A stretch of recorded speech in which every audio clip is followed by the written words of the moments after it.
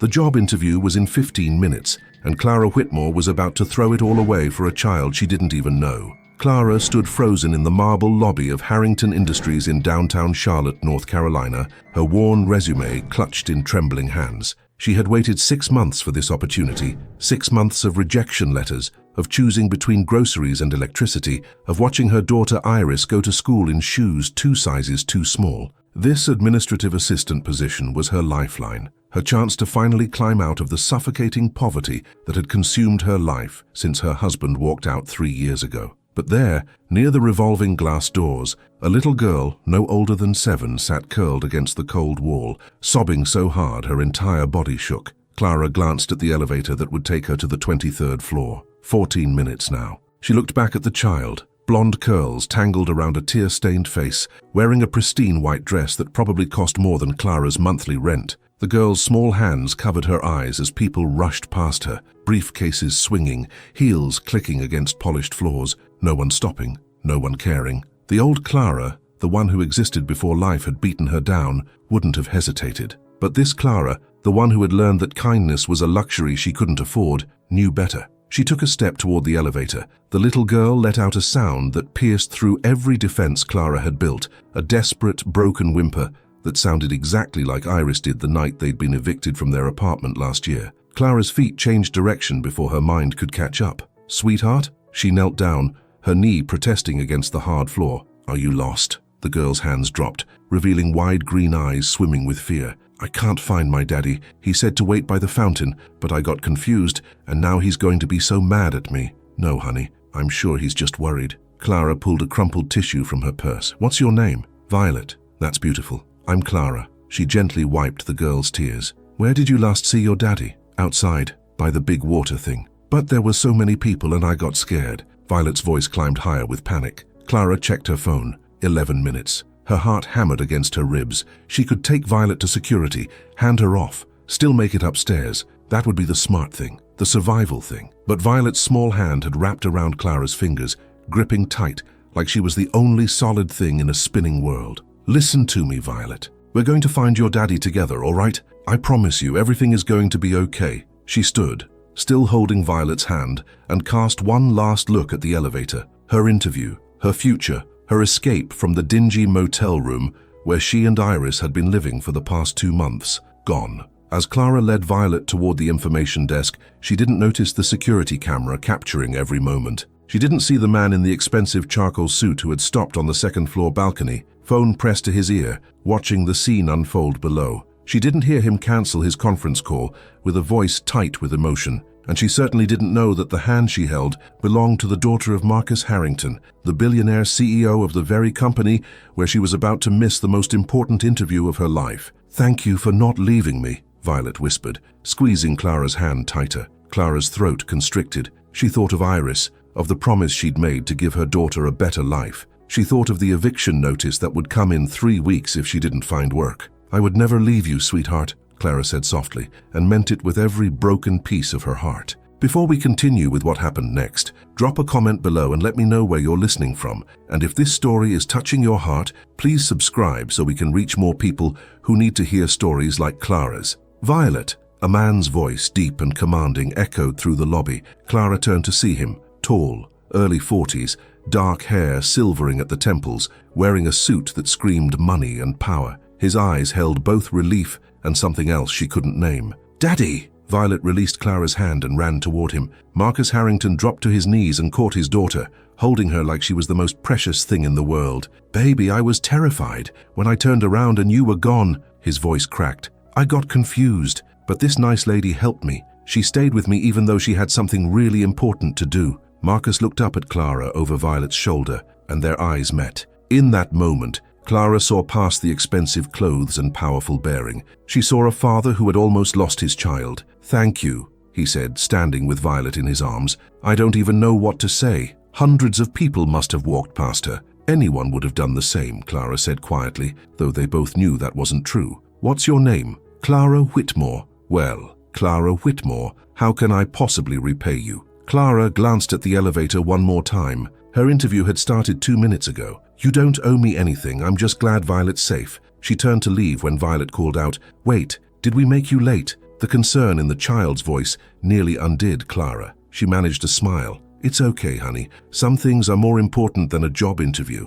"You had an interview here?" Marcus's expression shifted. "When? It doesn't matter now. What position?" Clara hesitated. "Administrative assistant, 11th floor marketing department. But really, I should go—" "No." The word carried weight. "Please wait here for just one moment." Before Clara could protest, Marcus was striding toward the security desk, speaking in low, urgent tones. The guard's eyes widened and he immediately picked up a phone. Marcus returned. Something changed in his demeanor. "Clara, I need to ask you something, and I want complete honesty. Why did you stop for Violet?" She was crying. She was alone. She needed help. "You said you had an important interview. 6 months of waiting. This job was crucial for you, wasn't it?" How did he know? Clara felt exposed. "Yes, but she needed someone more than I needed that job. Even though you're living in a motel? Even though your daughter needs new shoes?" Clara's blood ran cold. "How do you mentioned your daughter when comforting Violet, and the motel receipt is in your purse." His expression softened. "I notice things, Clara. It's my job to see what others miss." "Who are you?" "Marcus Harrington. I own this building and every company in it." The world tilted. Marcus Harrington, the Forbes billionaire. She'd made him miss what? $1 million deals. "I didn't know," Clara stammered. "Mr. Harrington, I'm sorry." "Sorry?" Marcus's laugh held no humor. "You gave up an opportunity you desperately needed to help a stranger's child. That's not something people do anymore. Not in my world." He shifted Violet higher. "I need complete honesty. Did you know who Violet was when you stopped?"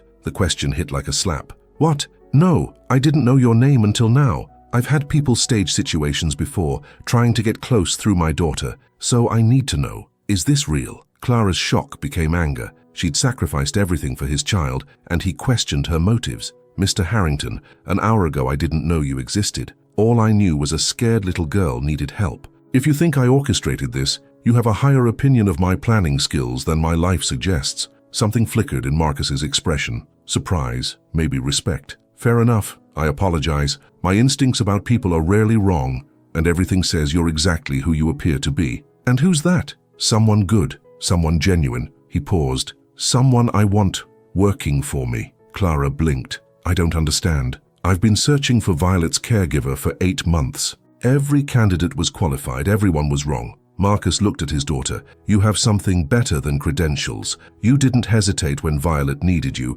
even though it cost you everything. I'm not a nanny. You have a mother's heart. Violet's mother passed 2 years ago. Since then, she's become quieter, withdrawn. But in 10 minutes with you," she smiled. She felt safe. His voice roughened. "I'm offering you a position as Violet's companion. $120,000 a year, full family health coverage, housing in my guest house in Myers Park." Clara's vision blurred. More than she'd made in 3 years combined. "That's insane. It's what the position is worth. I'm hiring you because in the most important moment, you chose my daughter over everything. That's who you are." Violet tugged his sleeve. "Does this mean Clara's my friend?" "If she says yes, sweetheart." The little girl turned to Clara with hope. "Will you, please?" Clara looked at this man, this child, this impossible offer. "I have a daughter too, Iris. She's 9. Would she—" "The guest house has 3 bedrooms. If Iris wants to transfer to Violet's prep school, full scholarship. Everything. Iris.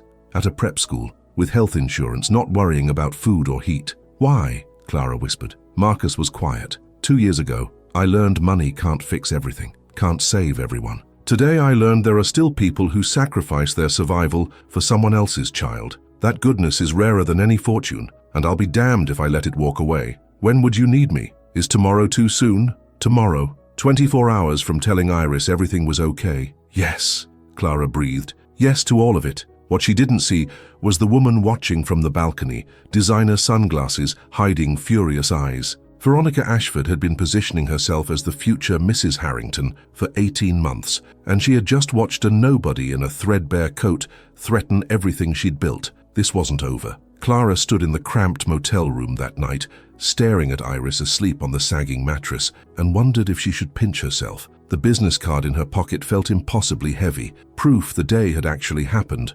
$120,000, a house, health insurance, a prep school. Her hands trembled as she dialed the number Marcus had written. It rang twice. "Clara, I was hoping you'd call tonight." "Did you mean it?" The words tumbled out. "All of it. because if this was just something you said in the moment, I never say things I don't mean. It's a terrible business practice. She could hear the smile in his voice. Have you told your daughter yet? Clara looked at Iris, at the way her small body curled tight even in sleep, always making herself smaller. I wanted to make sure it was real first. She's had enough disappointments. I understand. A pause. My assistant James will be there tomorrow at 10 with a car. Is that enough time? Clara almost laughed. They owned so little she could pack in under an hour. Yes, that's perfect. Good. And Clara, welcome to the family. The call ended. Clara sat on the bed, letting reality wash over her. Welcome to the family. Mama, Iris's sleepy voice made her turn. Why are you crying? Clara hadn't realized tears were sliding down her cheeks.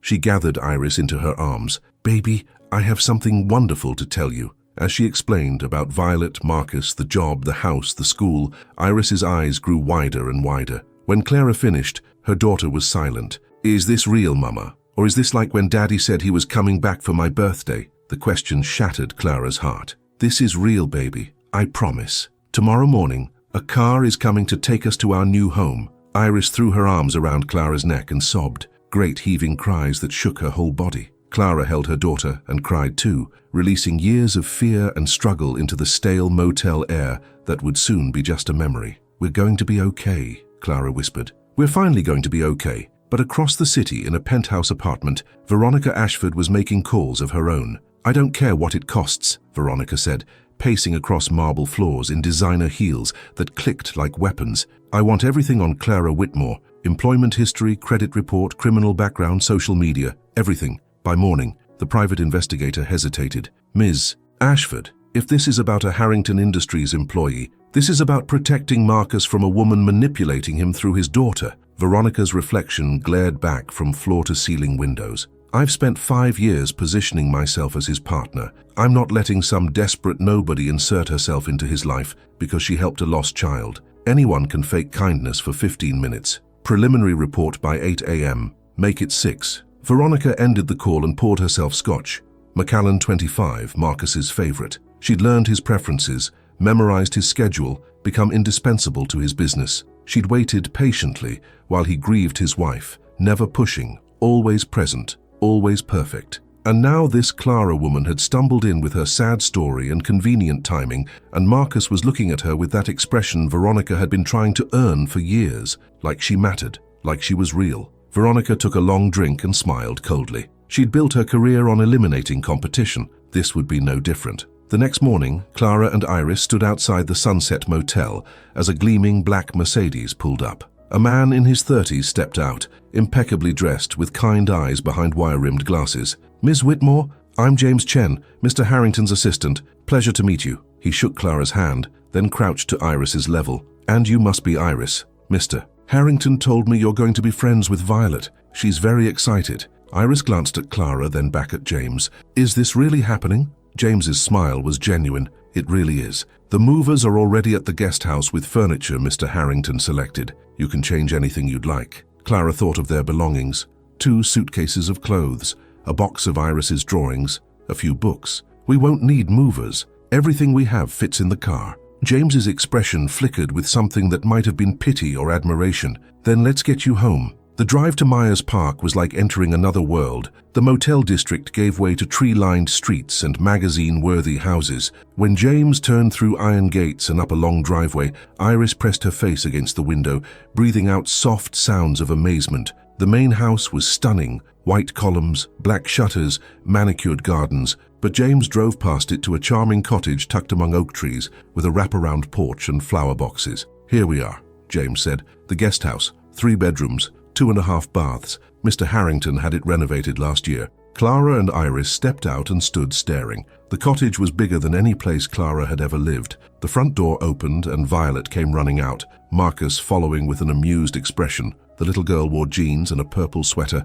practically vibrating with excitement. You came, you really came. Violet grabbed Iris's hand. Come see, Daddy got you the biggest bedroom because you're older, and it has a window seat and books. Iris looked at Clara with wonder. Clara nodded, and the girls disappeared inside, Violet's enthusiastic chatter floating back. Marcus walked over, hands in pockets, looking oddly uncertain. I hope I didn't overstep. Violet insisted on helping pick books for Iris's room. We may have gotten carried away. Mr. Harrington, Marcus, please. Marcus, Clara corrected. I don't know how to thank you. You already did, by saying yes. He gestured toward the house. Would you like the tour? The cottage was immaculate. Hardwood floors gleamed. The kitchen had granite countertops and gleaming appliances. Upstairs, Iris's bedroom had the promised window seat and shelves full of books from Harry Potter to Chronicles of Narnia. The third bedroom is yours to use however you'd like, Marcus said. Clara turned to him, overwhelmed. Why are you being so kind to us?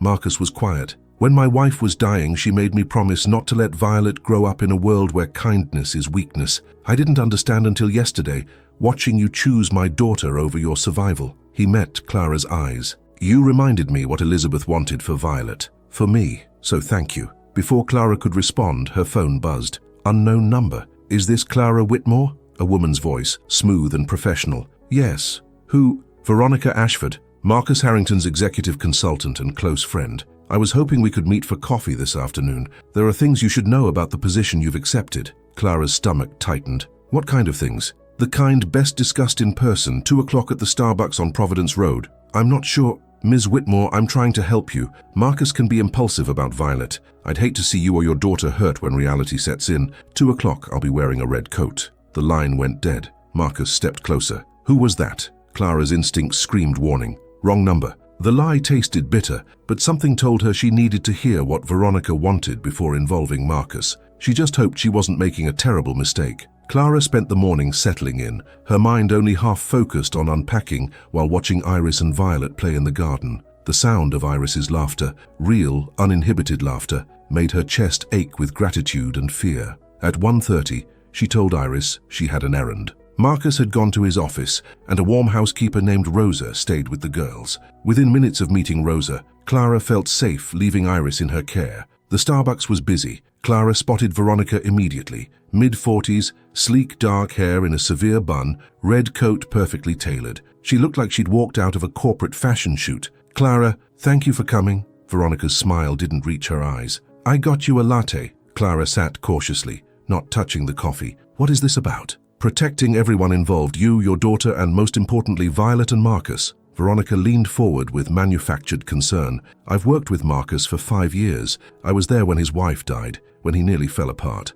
I've seen him hire and fire a dozen caregivers, each one disappointing him. I don't see what that has to do with me. Marcus leads with his heart when it comes to Violet, not his head. Yesterday he saw you help his daughter and created a fairy tale narrative, the struggling single mother who sacrificed everything. It's romantic, compelling. Veronica's eyes hardened. It's also dangerous. Dangerous how? You have no childcare background, no references, no professional experience. Veronica pulled a folder from her bag. I had my team run a basic check this morning. Did you tell Marcus about the bankruptcy 3 years ago? The eviction? That your ex-husband has an active warrant for fraud in South Carolina? Clara's blood turned to ice. That has nothing to do with me. I divorced him the moment I found out. I believe you, but perception matters. What happens when this becomes public? Marcus is high profile. Everything connected to him gets scrutinized. The press will tear into your past. Your daughter's life will be dissected, and Violet will be caught in the crossfire. Veronica's voice softened into something almost kind.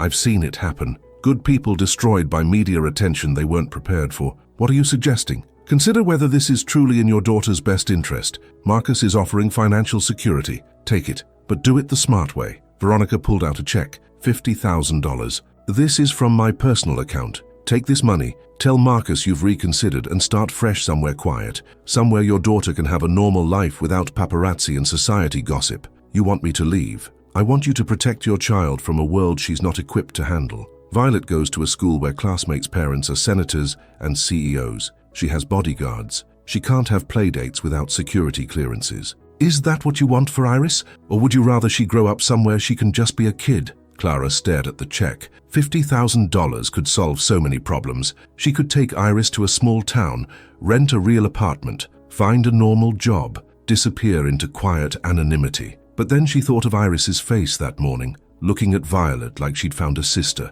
the way Marcus had knelt to talk to Iris at her eye level, actually listening, the way Violet had grabbed both girls' hands and declared them a team. You're wrong about something, Clara said quietly. You think Marcus offered me this job because he's emotional and impulsive, but I was there. I saw his face when he found Violet. He wasn't being romantic or creating narratives. He was being a father who realized his daughter needed something he couldn't give her with money or credentials. Veronica's expression hardened. And you think you can give her that? You with your second-hand clothes and complete lack of understanding about what it means to exist in Marcus's world? Maybe I can't. Maybe I'll fail spectacularly. Clara stood, leaving the check untouched. But I'm not going to walk away from Violet because you've decided I'm not good enough, and I'm definitely not taking your money to disappear. You're making a mistake. Maybe, but it's my mistake to make. Clara turned to leave, then paused. Out of curiosity, why do you really want me gone? This isn't about protecting Violet. This feels personal. Veronica's mask slipped for just a second,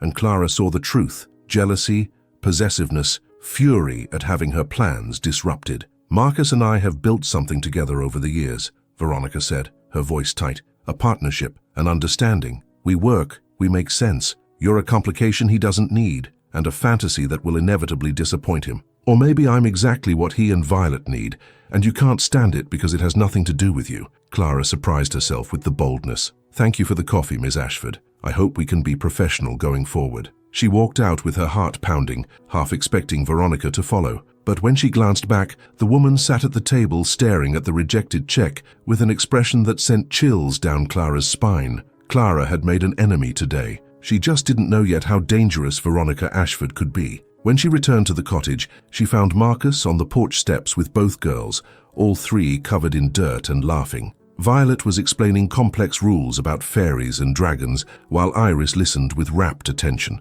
Marcus looked up as Clara approached, and his smile faded slightly. Everything okay? You look upset. Clara wanted to tell him about Veronica, about the check and threats. But Violet was showing Iris a fairy house they'd built from twigs, and the moment felt too precious to contaminate. Everything's fine, she said, managing a smile. Just had to handle some final business from the motel. Marcus studied her face with those sharp eyes that had built an empire, and Clara knew he didn't entirely believe her, but he just nodded and patted the step beside him. Come sit. Violet's about to explain why dragons are misunderstood, and we've all been wrong about them. Clara sat, and Iris immediately leaned against her side. Marcus's shoulder was warm next to hers, and for a moment, surrounded by laughter and autumn sunshine, she let herself believe this could work. That night, after the girls were asleep, her phone buzzed with a text from an unknown number. You should have taken the money. You have no idea what you're dealing with. This is your last warning. Stay away from Marcus and Violet, or I'll make sure everyone knows exactly who Clara Whitmore really is,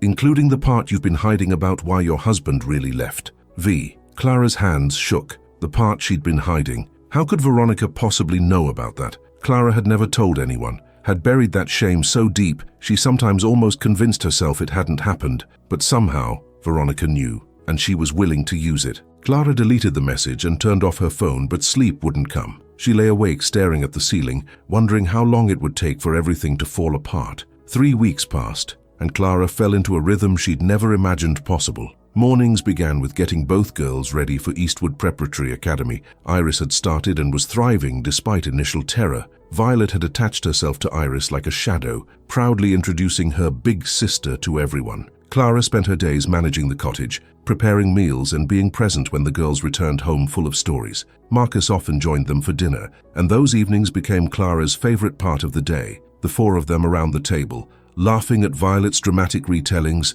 helping Iris with homework, talking about everything and nothing. It felt like a family, and that terrified Clara more than anything Veronica could threaten, because Veronica hadn't been idle. The text messages came regularly now, always late at night, always from different numbers, never overtly threatening, just small reminders that Veronica was watching, waiting, collecting ammunition. Saw Iris struggled in PE class today. Such a shame she's so far behind athletically. Marcus mentioned the board meeting went well. He tells me everything, you know, always has. Violet's birthday is in 3 weeks. I've already ordered her gift, a custom bracelet from Tiffany's. I know her so well, do you? Clara never responded, but each message burrowed under her skin. Veronica was playing a psychological game, asserting her position while highlighting Clara's inadequacies, and it was working. Clara found herself second-guessing everything. The only person who noticed Clara's growing anxiety was Rosa. One afternoon, she found Clara staring at her phone on the porch, tears threatening. Mija, what's wrong? Rosa sat beside her, warm hands on Clara's arm. Clara almost said nothing like always, but Rosa's kind eyes and the weight of carrying this alone finally broke through. There's a woman. She works with Marcus. She wants me to leave, and she knows things about my past that could ruin everything." Rosa made a sound of disgust. "Veronica Ashford, tall dark hair, looks like she swallowed a lemon." Despite everything, Clara laughed. "That's her. I've worked for Mr. Marcus for 3 years, and that woman has been circling him like a shark the whole time. She wants to be the next Mrs. Harrington, but his heart—" Rosa shook her head. "His heart has been locked away since Miss Elizabeth died. Until now." Clara's breath caught. "What do you mean? You don't see it? The way he looks at you when you're playing with the girls? The way he smiles, really smiles for the first time in 2 years?" Rosa patted Clara's hand. "Miss Veronica sees it too. That's why she's afraid. Rosa, I'm just Violet's caregiver. Marcus and I aren't, not yet maybe. But hearts don't follow rules, Mija, and that woman knows it." Rosa's expression turned serious. "Whatever she knows about your past, you should tell Mr. Marcus yourself. Don't let her control the story." Clara knew Rosa was right, but the thought of telling Marcus the truth, the whole truth, made her feel physically ill. That evening, Marcus asked Clara to join him in his study after the girls went to bed. Her heart hammered as she walked through the main house. The study was warm, all dark wood and leather. Marcus stood by the fireplace, sleeves rolled up, and gestured to a chair. "Thank you for coming," he said. "I wanted to talk about something." This was it. Veronica had told him. Clara gripped the chair arms. "Okay." Marcus didn't sit. He paced, which Clara had learned meant he was working through something difficult. "I need to ask you something, and I need you to be honest. Has someone been bothering you?" Clara blinked. "What? You've been tense lately, distracted. You check your phone constantly and look upset." His eyes met hers with concern. "If someone is harassing you, I need to know. I can't help if I don't know what's happening." The kindness in his voice nearly undid her. She could tell him about Veronica's messages, let him handle it, but that felt like hiding behind him, like proving Veronica right. "It's nothing I can't handle," Clara said carefully. "Just adjusting to everything. It's a big change." Marcus studied her for a long moment, weighing whether to push. Finally, he nodded. "All right, but I want you to know something. You're not just Violet's caregiver, Clara. You're part of this household, part of our lives. If something is wrong, you can tell me." "I will, I promise." Marcus sat across from her, his expression shifting to something softer. "Violet's birthday is coming up in 3 weeks. She wants a party, but not the usual lavish affair. Something small, just family and a few friends." He paused. "She specifically said she wants you and Iris to help her plan it. She considers you both family now." Clara felt tears prick her eyes. "We'd love to help." "Good, because honestly, I have no idea how to plan a 9-year-old's birthday party. My event coordinator usually handles everything, but Violet was very insistent that she wants it to feel normal and fun, not like a corporate gala." He smiled ruefully. "Apparently I've been doing it wrong for years." "You've been doing the best you could," Clara said softly. "That's all any parent can do. Elizabeth would have known exactly what to do." The grief in his voice was still raw. "Sometimes I feel like I'm failing Violet every day, trying to be both parents and not measuring up. Marcus, Violet adores you. She knows how much you love her. Does she? Because I'm gone 12 hours a day. I miss events because of meetings. I've cancelled plans with her dozens of times because something at work needed attention." He ran a hand through his hair. "And then you came into our lives, and suddenly I see Violet laughing again, really laughing. She's drawing and telling jokes and asking questions instead of being that quiet, careful child who seemed afraid to need too much. She was never afraid of you. She was trying to protect you. Children do that. They sense when their parents are drowning, and they try to make themselves smaller." Marcus looked at her sharply. "You sound like you know from experience." Clara thought of 9-year-old Clara, tiptoeing around her alcoholic father. "I do." The silence stretched between them, heavy with things unsaid. Finally, Marcus spoke again. "I'm glad you're here, Clara. Whatever doubts you're having, whatever's making you anxious, don't doubt that you belong here. You've given my daughter her childhood back. That's not something I can ever repay." Clara wanted to tell him then, wanted to confess about Veronica, about the secrets from her past, about the fact that she was falling in love with him, but the words stuck. "Thank you," was all she managed. That night, her phone buzzed. "Enjoyed watching your cozy chat with Marcus tonight. Don't get too comfortable. I'm having lunch with him tomorrow, and I think it's time he learned the truth about who you really are, about what you did to your ex-husband, about why he really left. Sweet dreams, Clara." Clara's heart stopped. She grabbed her phone and typed before she could think. "Please don't, I'll leave. Just give me time to find somewhere for Iris and me. Don't hurt Violet by doing this now, right before her birthday." The response came immediately. "You have until after the birthday party, 3 weeks. Then you disappear, or I tell Marcus everything. Think of it as my gift to you." Clara stared until the words blurred. 3 weeks left of this beautiful dream. She should tell Marcus herself, but every time she tried to imagine explaining what had happened with her ex-husband and the choice she'd made, she couldn't find the words. Some mistakes were too big to be forgiven. The next morning, Marcus walked into his office at Harrington Industries to find Veronica already waiting, perfectly composed in a charcoal suit. "Good morning, Marcus. I have the quarterly reports ready." "Cancel my meetings for today," Marcus said, not sitting down. "We need to talk." Veronica's smile faltered. "Is something wrong?" "That depends on your definition of wrong." Marcus moved to the window. "How long have we worked together, Veronica?" 5 years this January. Why? And in those 5 years, have I ever given you reason to believe our relationship was anything other than professional? The silence was deafening. Veronica's mask developed cracks. "I don't know what you mean. Don't insult my intelligence. I know you've been contacting Clara. I know you tried to pay her to leave. And I know you're threatening to expose some supposed secret unless she disappears." Marcus's voice was calm, but steel ran through it. "What made you think any of that was acceptable?" Veronica's composure shattered. She stood abruptly, color rising in her cheeks. "You're defending her? Marcus, you barely know this woman. She shows up out of nowhere, conveniently helps your daughter, and suddenly she's living in your guest house? She does belong in my life. More importantly, she belongs in Violet's. Because you're thinking with your heart instead of your head." Veronica's voice rose. "I've watched you for 2 years. I was there when Elizabeth died. I held your hand through the funeral. I've built my entire life around supporting you, and you never once looked at me the way you look at her after 3 weeks." There it was, the truth Marcus had suspected. "Veronica, do you know what she did to her husband?" Veronica cut him off, desperation making her reckless. She found out he was embezzling money, and instead of reporting him, she helped him hide it. She falsified documents, created fake accounts, did everything to protect him. When it fell apart and he ran, she claimed ignorance,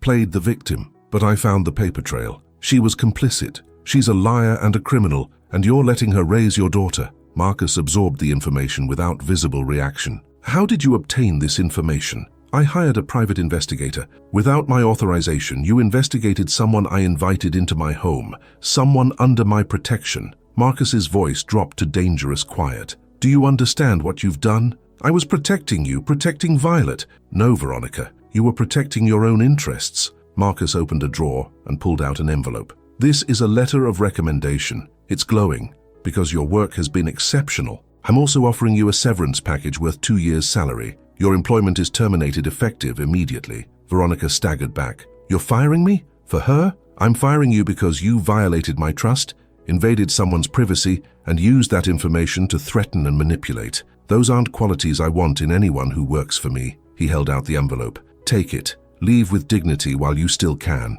You'll regret this." Veronica's voice shook with rage. "When she destroys everything, your reputation, your daughter's trust, you'll realize I was right. Then I'll live with that mistake, but I won't live with keeping someone who thinks blackmail is acceptable." Marcus's expression softened slightly. "I'm sorry it ended this way. You're talented. You'll land on your feet, but we're done." Veronica snatched the envelope and walked to the door. She paused, tears streaking her makeup. "I loved you, Marcus. For 5 years I loved you, and you never even noticed." "I noticed," Marcus said quietly. "I just didn't feel the same way. I'm sorry for that. Truly." She left without another word. Marcus stood alone, staring at the door. He should feel victorious, but instead he felt tired and sad for a woman who'd built her life around an illusion. His phone buzzed. Trevor, his security chief. "Sir, Ms. Ashford just left the building. Should we continue monitoring?" "Yes, until I'm certain she won't retaliate." Marcus paused. "And Trevor, I need you to find Clara's ex-husband, Richard Whitmore. I want to know where he is and what really happened with those fraud charges." "Understood, sir." Marcus hung up and sat at his desk. He now knew what Clara had been hiding, or at least Veronica's version of it. The question was whether he believed Clara was capable of what Veronica described. Everything he'd observed suggested someone almost pathologically honest. Someone who couldn't even accept his job offer without questioning whether she deserved it. Someone who'd sacrificed her future to help a stranger's child. But people were complicated. People made mistakes, especially when desperate or in love with the wrong person. Marcus needed to hear Clara's side, but he'd give her the chance to tell him herself, without pressure of knowing he already knew. He'd wait until after Violet's birthday party. Give Clara the time Veronica had threatened to take away, and then he'd ask her directly. Whatever the truth was, he'd handle it. He just hoped it wouldn't destroy the fragile trust they'd been building. Meanwhile, Clara was at the grocery store with both girls, planning Violet's birthday party menu. The girls wanted a princess tea party with fancy sandwiches and pastries. Can we have those tiny cakes with flowers? Violet asked, peering into the bakery case. Petit fours, the baker said. I can make them, but they're expensive. About $8 each. Clara did quick math. For 20 guests, over $150 just for one dessert. Her instinct was to say no, but she caught herself. She wasn't budgeting for survival anymore. Still, old habits died hard. How about we make them ourselves, Clara suggested. I can teach you girls how to bake and decorate them. That way they're special because you made them with love. Violet's eyes lit up. Really? We can make them ourselves? My mama makes the best cookies, Iris added loyally. I bet she can teach us anything. The baker smiled. That's wonderful. I can sell you the ingredients and some decorating tips. As they gathered ingredients, Clara's phone buzzed. She tensed, expecting Veronica, but it was from Marcus. Handled the situation we discussed. You don't need to worry anymore. May. Clara stopped walking, reading again. The situation we discussed? They hadn't discussed Veronica. Unless... Mama, you okay? Iris tugged her sleeve. Yes, baby. I'm fine. But her hands shook as she put her phone away. What had Marcus done? Had he confronted Veronica? And if so, how had he known? That night, after the girls were asleep, Clara walked to the main house and knocked on Marcus's study door. Clara, come in. She entered, heart pounding. Your text today. What situation? Marcus gestured for her to sit, but Clara remained standing. I discovered someone was harassing you. I took care of it. Veronica. Yes. You fired her. It wasn't a question. I did. Marcus met her eyes steadily. She crossed multiple lines, using her position to investigate you, threatening you, attempting to manipulate us. None of that was acceptable. Clara wrapped her arms around herself. She told you, didn't she? About my ex-husband. About what I did. She told me her version. I'd like to hear yours. Clara sank into a chair, suddenly exhausted. His name was Richard. We met when I was 23, married 6 months later. I thought he was ambitious and driven. Turns out he was just greedy and reckless. She took a shaky breath. He worked in accounting for a manufacturing company, started embezzling small amounts at first. I didn't know, I swear I didn't know, but then one day he came home panicked, said he'd made a mistake at work and needed my help to fix it before anyone noticed. What did he ask you to do? Create fake invoices that would justify some transfers he'd made. He said it was a clerical error, that his boss would fire him if it came to light. We just found out I was pregnant, Marcus. I was terrified of losing our income. Tears spilled down Clara's cheeks. So I did it. I created the invoices. I signed documents I shouldn't have. And when the fraud investigation started, I kept lying to protect him, protect us. What happened to the baby? Marcus asked quietly. Clara's breath hitched. I miscarried at 4 months. The stress, the guilt, my body just gave up. And Richard barely noticed because he was too busy covering his tracks. When the investigators came, he told them I was the one who'd embezzled everything. Said I'd forged his signature, created the fake accounts. He had evidence because I'd actually done those things, even though it was at his direction. Did you tell the investigators the truth? I tried, but I had no proof he'd asked me to do it. No recordings, no emails. It was my word against his, and he had a lawyer his family paid for. I had nothing. Clara wiped at her tears angrily. The prosecutor eventually dropped the charges because there wasn't enough evidence I'd acted alone or benefited financially. But Richard was charged with multiple counts of fraud. Before the trial he ran, disappeared, left me with nothing but debt and the certainty that I'd been an idiot who destroyed her own life for a man who never loved her. Marcus was silent for a long moment. That's not what Veronica told me. She said I was complicit. And she's right. Clara met his eyes. I did those things, Marcus. I falsified documents. I lied to investigators, at least initially. The fact that I was manipulated doesn't change what I actually did, and I've had to live with that for 3 years. Is that why you gave up your job opportunity to help Violet? Were you trying to atone? The question stopped Clara cold. I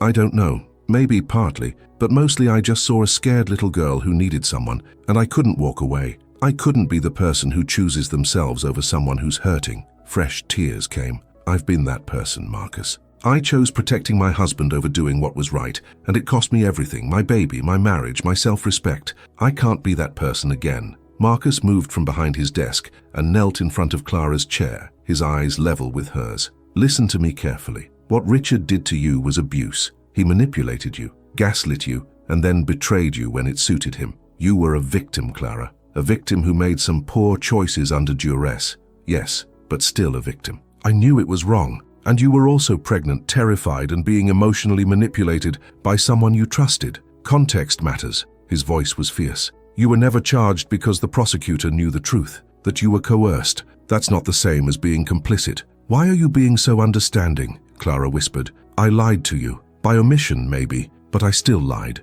You protected yourself. There's a difference. Marcus reached up and gently wiped a tear from her cheek, and the tenderness of the gesture made Clara's breath catch. I'm not going to pretend I'm not disappointed you didn't feel safe enough to tell me yourself, but I understand why you didn't. And Clara, it doesn't change how I feel about you. The air between them shifted, charged with something Clara was afraid to name. How do you feel about me? Marcus smiled slightly. That's a conversation for another time. Right now I need you to hear this. You're not going anywhere. Veronica's threats are finished. You and Iris are safe here, and whatever mistakes you made in your past, they don't define who you are now. Do you understand? Clara nodded, unable to speak around the lump in her throat. Good. Marcus stood and offered her his hand. Now go get some rest. We have a princess tea party to plan, and according to Violet, there will be no room for error. Clara took his hand and let him pull her to her feet. Thank you, Marcus, for believing me, for everything. Always, Clara. His hand lingered in hers for just a moment longer than necessary.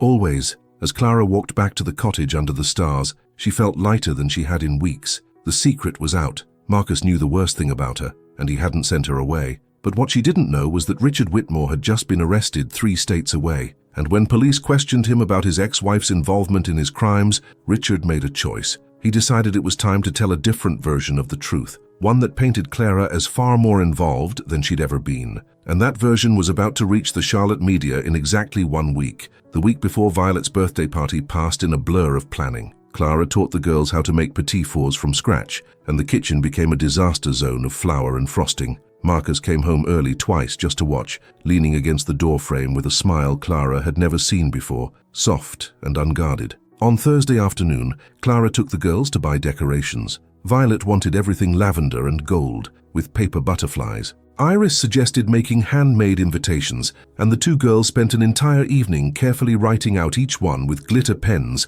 while Clara supervised and tried not to cry at how normal and perfect it all felt. She'd almost convinced herself that the worst was behind them, that Veronica's threats were empty, that Marcus's faith in her was enough. Then Friday morning arrived, and everything shattered. Clara was making breakfast when her phone started ringing. Her mother, who she hadn't spoken to in 6 months, then her old college roommate, then numbers she didn't recognize, all within 10 minutes. She answered the 4th call. Hello, Ms. Whitmore. This is Jennifer Park from Channel 7 News. We're running a story about Richard Whitmore's arrest and his allegations about your involvement. Would you like to comment before the story airs tonight? Clara's blood turned to ice. What allegations? According to court documents filed yesterday, Mr. Whitmore claims you were not only aware of the embezzlement, but actively helped plan it. He states you suggested targeting specific accounts, helped create shell companies, and split the proceeds. He's offering to testify about your involvement in exchange for a reduced sentence. Do you have a response?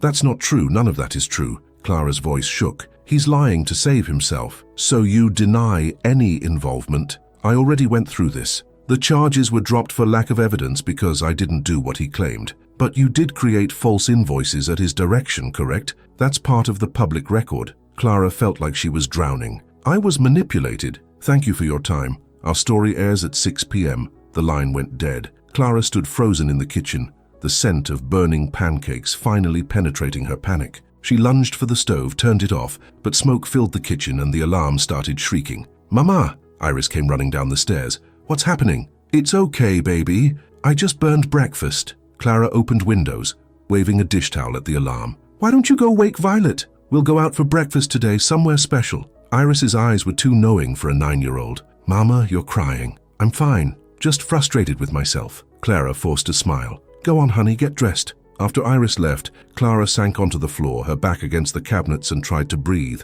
The news story would air tonight. By tomorrow, everyone would know. Violet's school, the other parents, Marcus's business associates. Marcus. She needed to tell him before he heard it from someone else. Clara pulled herself together enough to take the girls out for breakfast. She smiled and laughed at the right moments, helped Violet practice lines for the school play, listened to Iris talk about a book, all while her phone continued ringing with unknown numbers she didn't answer. When they got back, Marcus's car was in the driveway. He sat on the porch steps, still in his suit, and the expression on his face told Clara he already knew. "Girls, why don't you go inside and work on those decorations?" Clara said, her voice surprisingly steady. "I need to talk to Marcus for a minute." Violet and Iris exchanged glances but obeyed. Once the door closed, Marcus stood. "My PR team called me an hour ago," he said quietly. "They've been contacted by every major news outlet in Charlotte. They all want my response to the story about you." "Marcus, I swear what Richard is saying isn't true." "I know." He said it with such certainty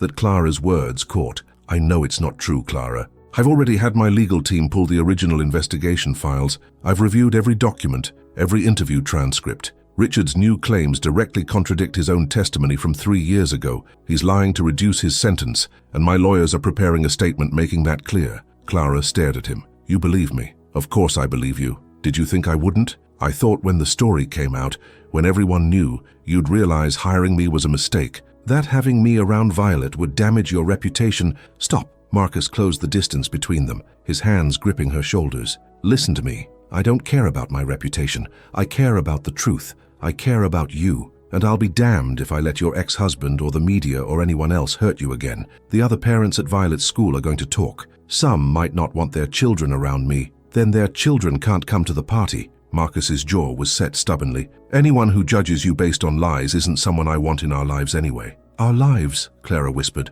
"Marcus, what are we doing here? What is this?" She gestured between them. "Because it feels like more than employer and employee, but I'm terrified to assume." "You're not assuming." Marcus's hands slid from her shoulders to cup her face. "I've been trying to maintain professional boundaries, trying to convince myself that what I feel for you is just gratitude. But I'm done lying to myself, Clara. I'm falling in love with you. I might have already fallen, that first day when you chose my daughter over everything else." "You can't," Clara said, even as her heart soared. "Marcus, I'm a disaster. I come with baggage and scandal and an ex-husband trying to destroy me. You come with strength and kindness, and a daughter who's become like a sister to mine. You come with the ability to make me laugh after 2 years of just going through the motions. You come with a heart big enough to sacrifice yourself for a stranger's child." His thumb brushed her cheek. "That's not a disaster, Clara. That's a miracle. What about Violet? What if this is too fast for her? Violet asked me last week when I was going to marry you, so you could be her real mom." Marcus smiled at Clara's shocked expression.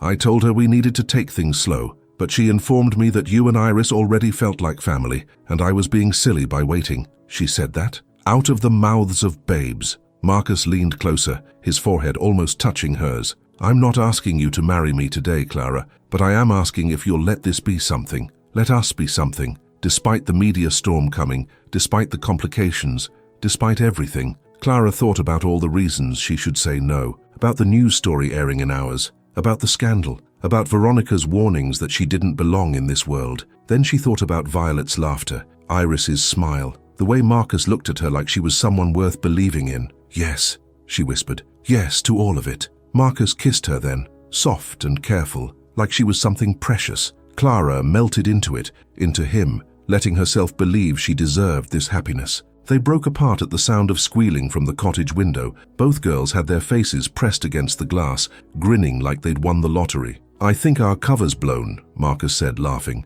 "I think it's been blown for a while," Clara replied. "We were just the last ones to figure it out." That evening they gathered in the main house to watch the news story together. Marcus's idea, because he refused to let Clara face it alone. The reporter was surprisingly balanced, presenting both Richard's claims and the fact that charges against Clara had been dropped years ago. They included a statement from Marcus's legal team strongly disputing the allegations and announcing they were considering a defamation suit. When it was over, Violet looked up at Clara with worried eyes. "Is that man going to hurt you?" "No, sweetheart. He can't hurt me anymore." Clara pulled Violet close. "Your dad won't let him." "Good. Because you're ours now and we protect our family." Violet said it with such fierce certainty that Marcus and Clara both had to blink back tears. The phone calls and media requests continued for days, but Marcus's legal team handled everything. They released a comprehensive timeline showing inconsistencies in Richard's stories. They tracked down Clara's former attorney, who went on record stating Clara had been coerced.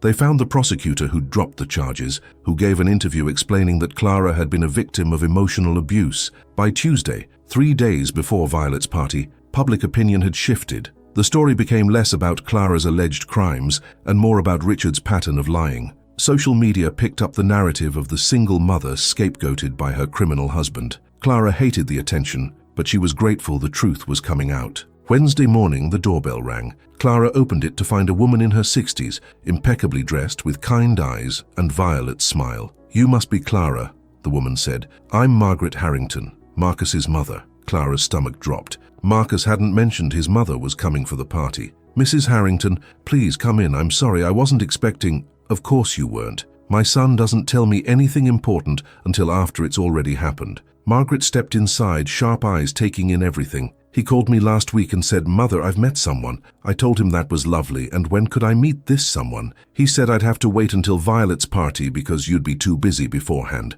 So here I am a day early, because I don't like surprises. Would you like some tea? The girls are in the kitchen decorating cakes." "Grandma!" Violet's shriek of delight saved Clara. The little girl came running and launched herself at Margaret, who caught her with practiced ease. "Hello, my darling. My goodness, you've grown." Margaret hugged Violet tight, then looked at Iris, who hung back shyly. "And who is this beautiful young lady?" "That's Iris. She's my sister." Violet said it with such conviction that Margaret's eyebrows rose. "Is that so?" Margaret walked over and crouched to Iris's level. "It's very nice to meet you, Iris. Any sister of Violet's is a granddaughter of mine." Iris's eyes went wide. "Really? Really?" Margaret stood and turned to Clara. "Now, how about that tea? And you can tell me everything my son has been too stubborn to share." As they sat in the living room, the girls having returned to decorating, Clara braced herself for interrogation or judgment. Instead, Margaret said, "I saw the news stories. I also saw what Marcus's legal team released in response.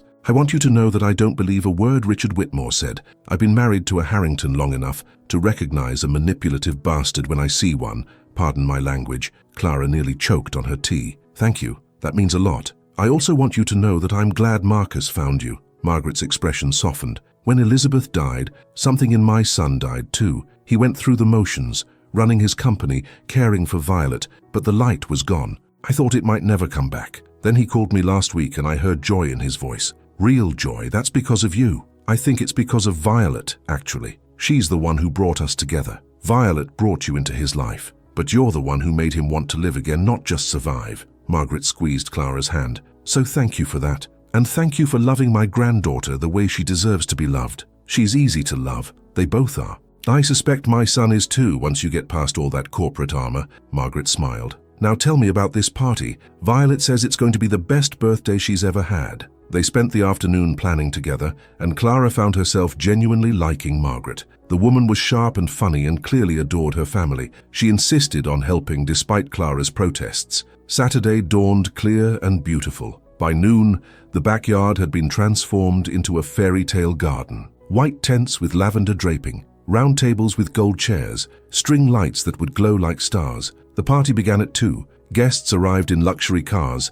parents in designer clothes, children in expensive outfits. Clara stood with Marcus, greeting everyone, hyper-aware of curious glances and whispered conversations, but Violet was radiant, introducing Clara and Iris to everyone with unshakable confidence. "This is Clara. She's going to be my new mum. And this is Iris, my sister. We made all these petit fours ourselves." Most people were gracious. Some were genuinely warm. A few mothers even sought Clara out to say they'd read the news stories and thought Richard Whitmore was despicable. Then, Sienna Morrison arrived. Sienna was exactly the type Clara had been dreading. Platinum blonde, dripping in diamonds, with a smile that didn't reach her cold blue eyes. Her daughter Madison was in Violet's class. "Marcus, darling," Sienna air-kissed both his cheeks. "What a lovely party. So quaint and homemade." Her gaze swept over Clara dismissively. "You must be the new nanny. How sweet of Marcus to include you." "Actually, Clara is my girlfriend," Marcus said firmly, his arm sliding around Clara's waist. "And she's family." Sienna's smile became razor-sharp. "How modern. Dating the help. I'm sure Elizabeth would be interested in that choice." The cruelty of invoking his dead wife made Clara flinch, but Marcus remained neutral. "Elizabeth would love Clara. She always valued kindness over pedigree." "Speaking of pedigree, I heard the most interesting story on the news. Something about embezzlement and fraud charges?" Sienna turned to Clara with fake concern. "That must have been so difficult being accused of helping your husband steal all that money." "I wasn't accused. The charges were dropped because they were baseless." Clara kept her voice steady. "Of course they were." Sienna's tone made it clear she believed nothing of the sort. "Still, one does wonder about judgment." "Sienna," Marcus's voice dropped dangerously quiet. "I think Madison is looking for you. She appears to have frosting all over her very expensive dress." Sienna's eyes narrowed, but she smiled tightly and walked away. That was horrible, Clara whispered. That was Sienna Morrison being herself, petty, cruel, and jealous. Margaret appeared beside them, having witnessed everything.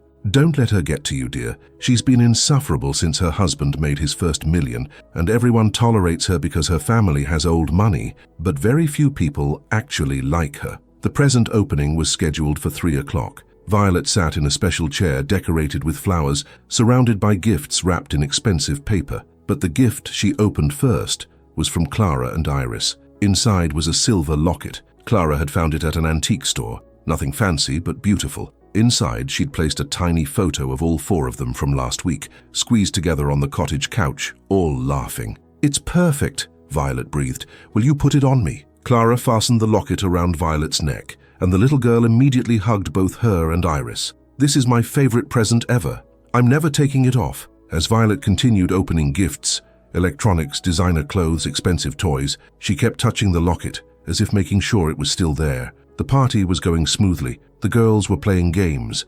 The food was enjoyed. Parents were mingling. Clara was beginning to relax. Then she saw her. Veronica Ashford stood at the edge of the garden, wearing a black dress like mourning attire, her eyes fixed on Marcus with frightening intensity. "Marcus," Clara said quietly, "Veronica is here." Marcus followed her gaze and his jaw tightened. "She wasn't invited. I'll have security escort her out." But before he could move, Veronica was walking toward them with purposeful strides. Parents turned to watch. Children paused their games. "Marcus, we need to talk," Veronica said, her voice loud enough to carry. "It's about your girlfriend, and some information I think you should have before you make a terrible mistake. Veronica, you need to leave. Now." Marcus's voice was steel. "Not until everyone here knows the truth about Clara Whitmore." Veronica pulled a folder from her purse. "Did you know she didn't just help her husband embezzle money? She also—" "That's enough." A new voice cut through the tension. Margaret Harrington stood up, and something in her bearing commanded instant attention.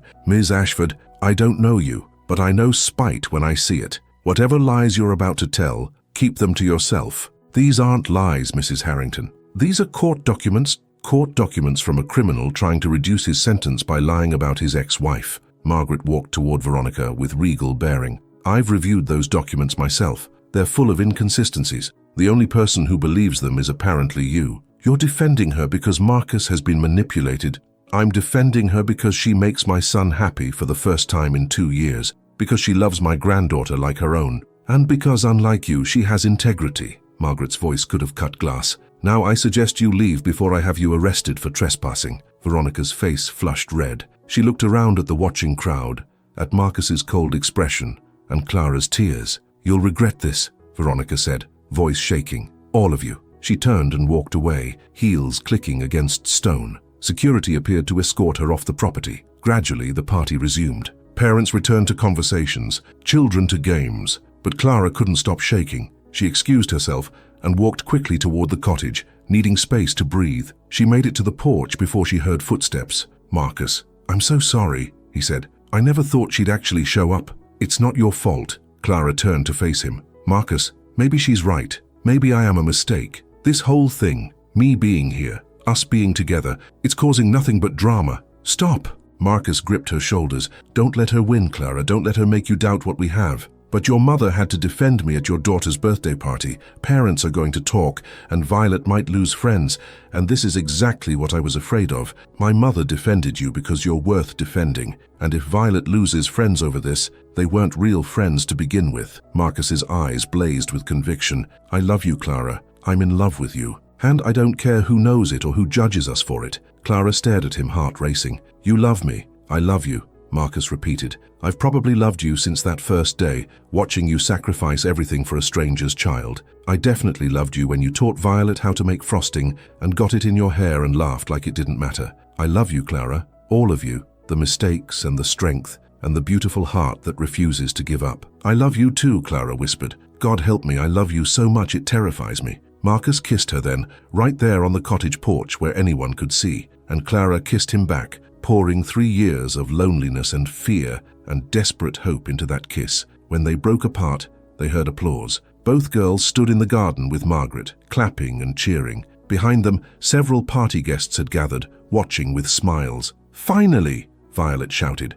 "I thought you were never going to kiss her, Daddy." Laughter rippled through the crowd, warm and genuine, and Clara realized that while Sienna Morrison might whisper and Veronica Ashford might scheme, there were good people here too, people who saw past scandal to truth. The party continued until sunset and was declared a resounding success. Children left exhausted and happy. Parents thanked Marcus for a lovely afternoon. As the last guests departed, Clara sat on a garden bench with both girls, watching Marcus and Margaret talk by the house. "Did you have a good birthday, sweetheart?" Clara asked Violet. "The best birthday ever," Violet said, still wearing her locket. "Because it's the first one where I felt like I had a whole family again. Not just Daddy and Grandma, but you and Iris too." "We are a family," Iris said confidently. "Right, Mama." Clara looked at her daughter, at the happiness in her eyes, the confidence in her voice, looked at Violet, who'd claimed them without hesitation, looked at Marcus and Margaret, who'd defended her against the world. "Yeah, baby," Clara said, pulling both girls close. "We're a family." 6 months later, on a perfect May afternoon, Clara and Marcus were married in the garden behind the main house. Iris and Violet served as flower girls, both wearing matching lavender dresses and the biggest smiles Clara had ever seen. Margaret cried through the entire ceremony. Rosa handed out tissues and dabbed at her own eyes. The wedding was small, just close friends and family, but it was perfect. When Marcus slipped the ring onto Clara's finger, she thought about the scared woman who'd stood in a corporate lobby 9 months ago, choosing a stranger's child over her own survival. That woman had been terrified of hoping, of believing in second chances. This woman, the one promising forever to the man she loved, knew that sometimes the biggest risks led to the most beautiful rewards. After the ceremony, as they danced under string lights while their daughters chased fireflies, Marcus whispered in Clara's ear, "I told you we'd be extraordinary." Clara smiled against his shoulder. "You were right. I usually am." She laughed and looked around at the life they'd built, the family they'd become. It wasn't perfect. There were still challenges ahead, still moments of doubt to navigate. But they would face them together, and that made all the difference. Richard Whitmore's charges were eventually exposed as lies, and he received the maximum sentence with no reduction. Veronica Ashford moved to another state and was never heard from again. Sienna Morrison's daughter Madison eventually became one of Violet's closest friends after witnessing how Violet stood up for Iris against bullies. Clara never forgot where she came from, the motel room, the struggle, the fear, but she also never forgot the moment she chose kindness over survival and how that single choice changed everything. A year after the wedding, Clara started a foundation helping single mothers escape poverty and abusive relationships. Marcus funded it fully, but Clara ran it, using her story to give hope to women who thought they were too broken for beautiful beginnings. Because Clara Whitmore, now Clara Harrington, had learned the most important truth of all.